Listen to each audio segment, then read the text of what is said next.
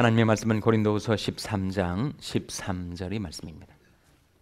주 예수 그리스도의 은혜와 하나님의 사랑과 성령의 곧 교통하심이 너희 무리와 함께 있을지어다. 아멘. 할렐루야. 서로의 평강의 복을 기원하는 마음으로 샬롬 인사 나누시기 바랍니다. 샬롬.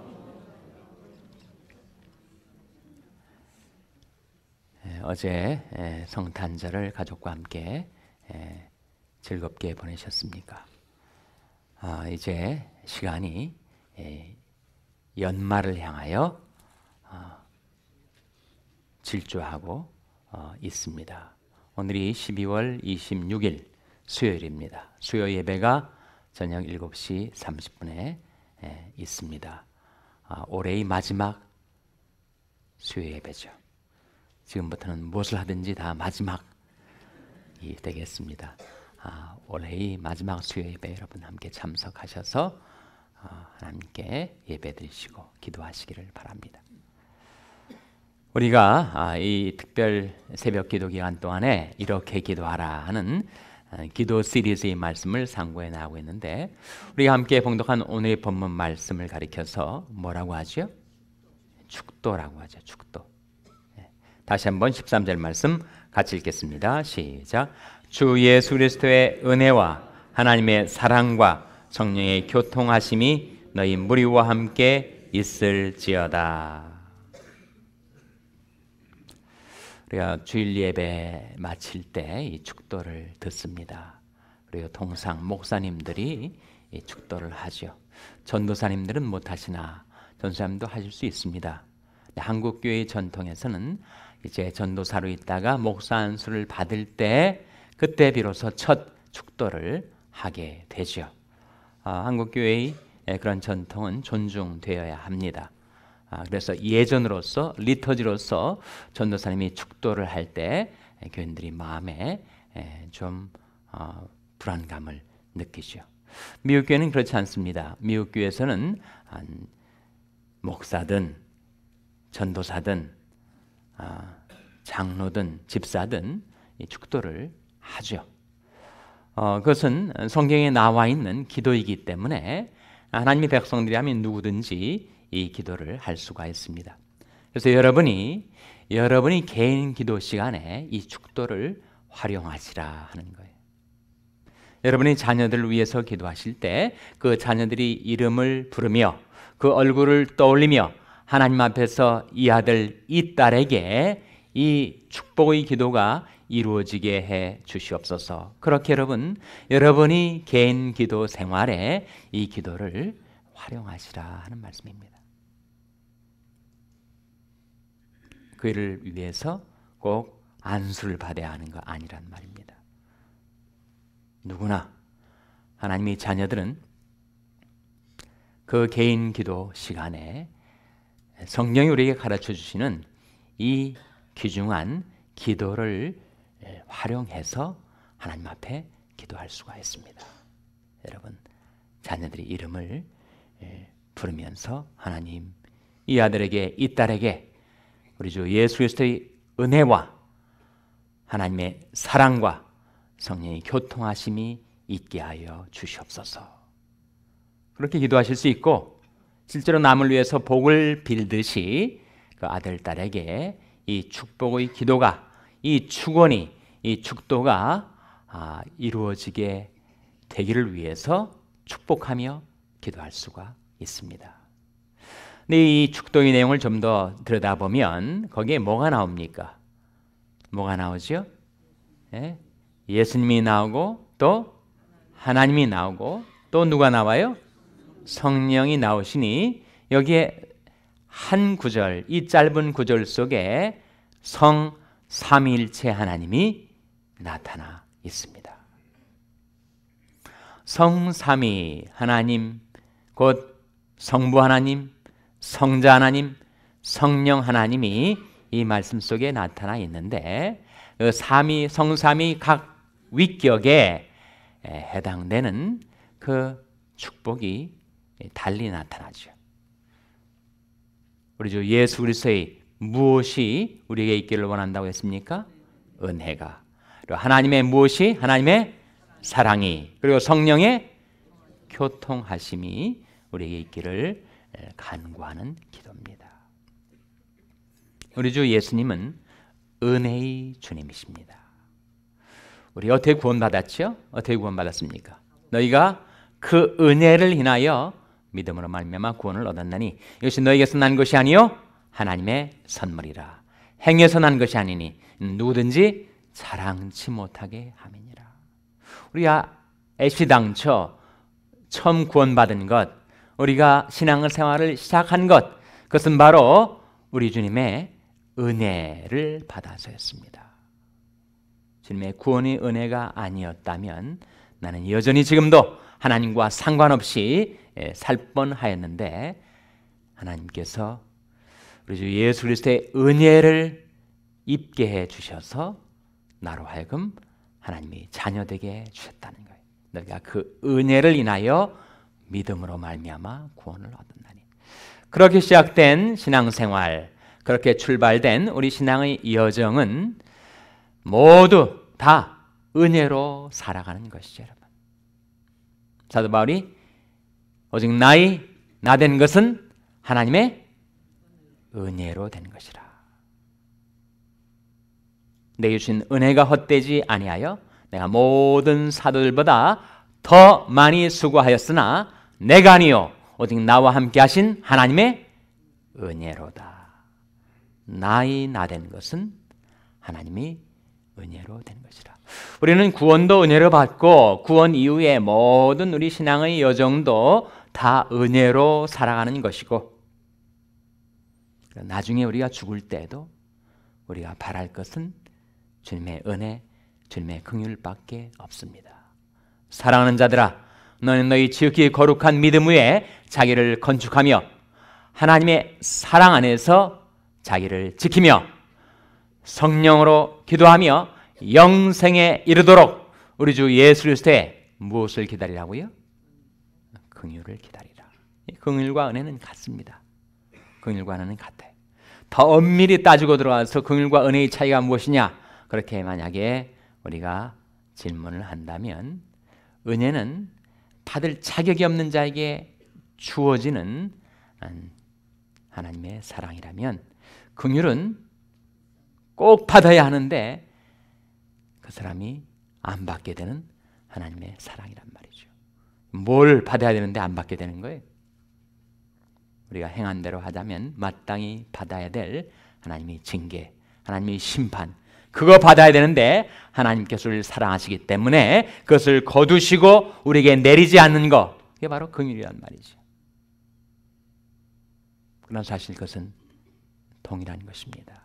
은혜와 긍휼. 그래서 우리가 처음 구원받을 때도 주님의 은혜로 받고, 우리가 살아가는 모든 삶의 과정도 주님의 은혜로 살아가는 것이고, 나중에 죽을 때도 우리가 바랄 것은 우리 주 예수 그리스도의 긍휼, 우리 주 예수 그리스도의 은혜밖에는 없다는 것입니다. 우리 주 예수 그리스도는 은혜의 주님이십니다. 그러한 것처럼 하나님의 사랑이 너희 무리와 함께 했을지어다 했을 때, 하나님은 누구이시죠? 하나님은 사랑이십니다. 하나님의 사랑이 우리에게 어느 정도까지 함께하는가? 예레미야 31장 3절 말씀 다시 한번 찾아보시기 바랍니다. 예레미야 31장 3절 말씀. 목사님들이 축도를 할 때 축도를 하는 그 표현 어구들이 다 달라요. 저는 하나님의 사랑을 증가할 때 무궁한 사랑, 그렇게 여러분을 위하여 축복 기도를 합니다. 그것이 어디에서 나온 것인가? 바로 예레미야 31장 3절에서 나왔습니다. 한번 같이 읽겠습니다. 예레미야 31장 3절 말씀 찾아서 같이 읽겠습니다. 구약성경 1100면 예레미야 31장 3절 말씀입니다. 같이 읽겠습니다. 시작.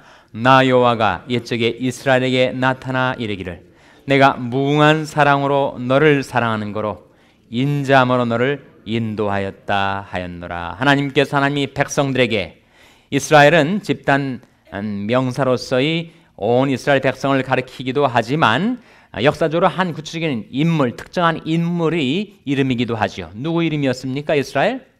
야곱이죠. 야곱. 그러니까 하나님께서 옛적에 야곱에게 나타나서 이르신 말씀. 히브리어로 야곱을 그 밑에 각주해 보시면 히브리어로 뭐라고 되어 있습니까? 내게, 여호와께서 내게 나타나서 이르시기를 내가 무궁한 사랑으로 너를 사랑하는 거로 인자함으로 너를 인도하였다 했노라. 하나님이 사랑이시기 때문에 우리를 사랑하십니다. 어느 정도로 사랑하시는가? 무궁한 사랑으로 사랑하십니다. 사랑은 여기 있으니 우리가 하나님을 사랑하는 것이 아니요 오직 하나님이 우리를 사랑하사 우리 죄를 위하여 화목제로 그 아들을 보내셨음이니라. 하나님이 세상을 이처럼 사랑하사 독생자를 주셨으니 그 세상에다가 자기 이름을 대입해 보세요. 하나님이 나를 이처럼 사랑하사 독생자를 주셨으니 얼마나 나를 사랑하셨길래 하나님 당신 자신이 생명보다 더 귀한 그 아들의 생명을 나를 위해서 내어주셨을까. 그것도 우리 아직 죄인되었을 때 그리스도께서 우리를 위하여 죽으심으로 하나님께서 우리에게 대한 자기의 사랑을 어떻게 하셨다고요? 확증하셨죠. 그래서 여러분 십자가를 바라볼 때마다 우리를 향한 하나님이 그 사랑의 확증을 우리는 발견하게 됩니다. 그 사랑으로 하나님께서 어느 정도로 사랑해 주시는가? 시간적으로, 영원히, 그리고 그것이 수평적인 것이라면 종적으로 내가 아무리 낮고 천한 인생이라 할지라도 하나님은 나를 사랑해 주신다. 우리 신앙생활의 여정, 그것은 결국 그 하나님의 사랑의 높이와 깊이, 넓이와 길이를 알아가는 과정이라고 할 수 있습니다.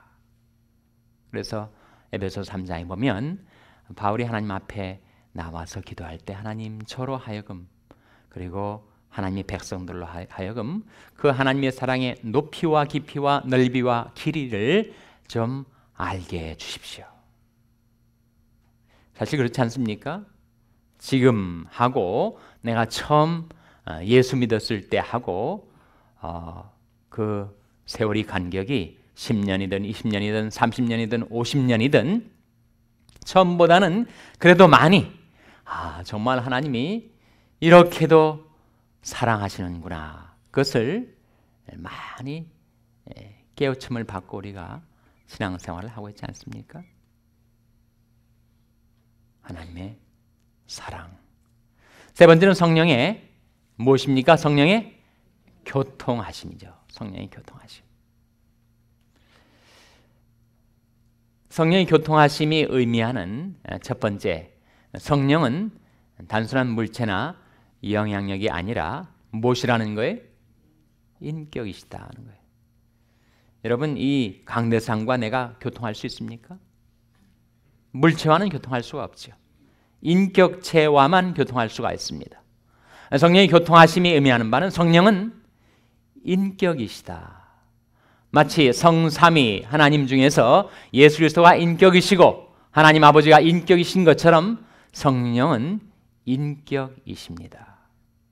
인격에는 지정의가 있죠. 지성과 감성과 의지가 있습니다. 성경은 성령이 인격이심을 여러 가지로 나타내 주시는데 그것을 다 찾아볼 수는 없고, 한 인격체에는 뭐가 있습니까? 인격체에는 지성도 있고 의지도 있지만 뭐가 있어요? 감정이 있습니다. 감정. 성령이 단순한 영향력이라면 발전소에서 발전이 돼가지고 전력 수급이 이루어져서 이렇게 빛과 열을 내게 하는 단순한 에너지라면 우리는 그 에너지와 교통할 수가 없습니다. 에너지에는 감정이 없어요. 전력을 대고 아무리 안 좋은 말을 한다고 기분 나빠하지 않습니다. 그러나 성령은 인격이시기 때문에 내가 어떻게 살아가는가 때문에 근심하시기도 하시고 기뻐하시기도 하신단 말이에요. 성령의 근심하심. 에베소서 4장 30절 찾아보시기 바랍니다. 에베소서 4장 30절 말씀 찾아서 우리 한번 같이 읽겠습니다. 에베소서 4장 30절은 신약성경 314면입니다. 신약성경 314면 에베소서 4장 30절 말씀 같이 읽겠습니다. 30절 말씀 같이 읽겠습니다. 시작. 하나님의 성령을 근심하게 하지 말라. 그 안에서 너희가 구속의 날까지 인치심을 받았느니라. 하나님의 성령을 못하게 하지 말라고요? 근심하게 하지 말라. 성령은 인격이세요. 감정을 가지셨습니다.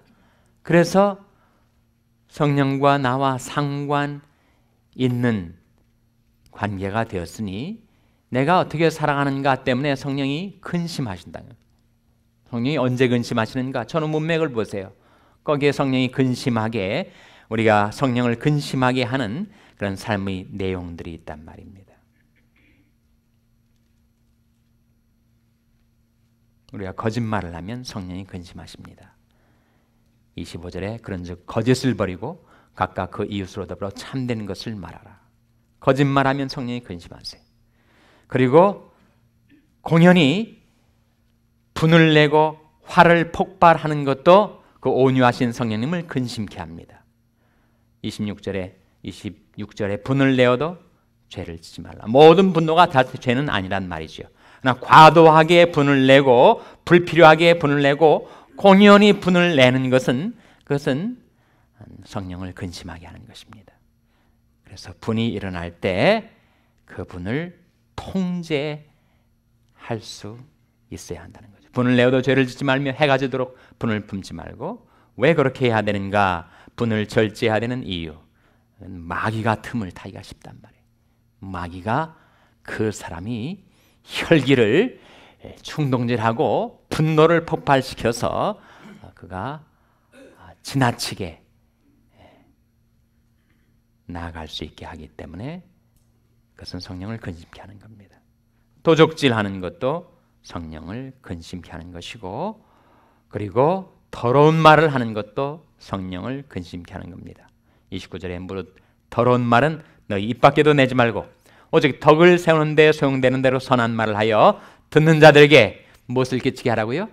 은혜를 끼치게 하라. 너희 말을 항상 은혜 가운데서 소금으로 고르게 함같이 하라. 그러면 각 사람에게 마땅히 대답할 것을 알리라. 그리고 성령은 우리가 이렇게 할 때 근심하십니다. 31절에 너는 모든 악독과 노함과 분냄과 떠드는 것과 회방하는 것을 모든 악의와 함께 버리라. 그렇지 않으면 성령이 근심한다는 거예요. 그리고 이제 성령을 근심케 하는 것 32절 같이 읽겠습니다. 시작. 서로 인자하게 하며 불쌍히 여기며 서로 용서하기를 하나님이 그리스도 안에서 너희를 용서하심과 같이 하라. 무엇하라고요?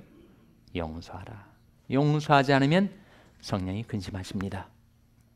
나는 그 하나님의 사랑, 주 예수님의 은혜, 성령의 교통하심 가운데 용서의 축복을 받고도 내가 남에게는 용서하지 않고 살아가고 있다면 그 용서치 않는 그 마음 때문에 내 안에 와 계신 성령께서 근심하신다.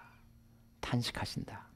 자, 성령은 인격이시기 때문에 감성이 있으셔서 성령과 상관된 내가 어떻게 살아가는가, 어떤 마음을 품고 어떤 생각을 하며 어떻게 말을 하고 어떻게 행동하는가에 따라서 근심하실 수도 있고, 반대로 성령은 기뻐하시기도 하십니다.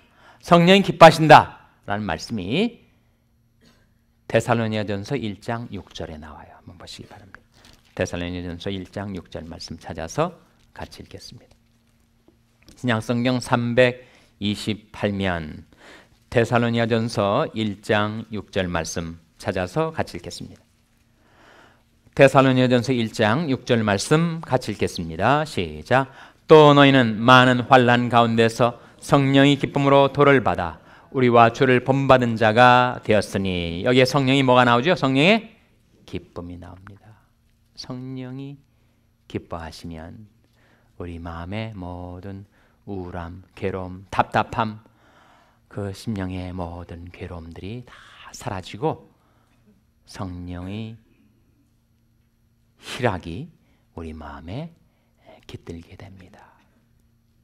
그래서 성령은 근심하시기도 하시고 또한 기뻐하시기도 하시는 인격이시다.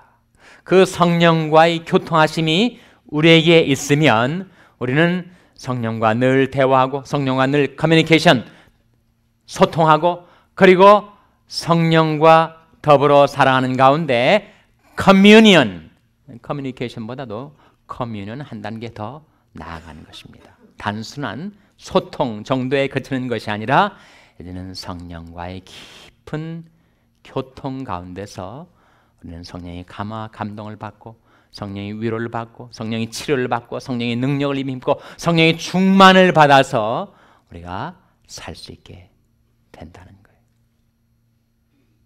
말씀을 마무리 짓겠습니다. 여러분이 개인 기도 가운데 여러분이 자녀들을 위해서 축복할 때, 또 여러분이 사랑하시는 사람들을 위해서 축복의 기도를 하실 때 바로 이 성경이 가르치는 이 축도를 사용하셔서 그 사람의 이름을 부르며 그의 얼굴을 떠올리며 하나님, 그를 위하여 우리 주 예수 그리스도의 은혜와 하나님의 사랑과 성령의 교통하심이 임하게 주시옵소서. 그렇게 여러분의 기도의 생활을 풍성케 하시는데 하나님의 말씀이 우리에게 가르쳐주시는 이 축도를 활용하며 기도하시기를 주님의 이름으로 축원합니다. 기도하시겠습니다. 오늘 말씀을 기억하며 하나님, 저희들에게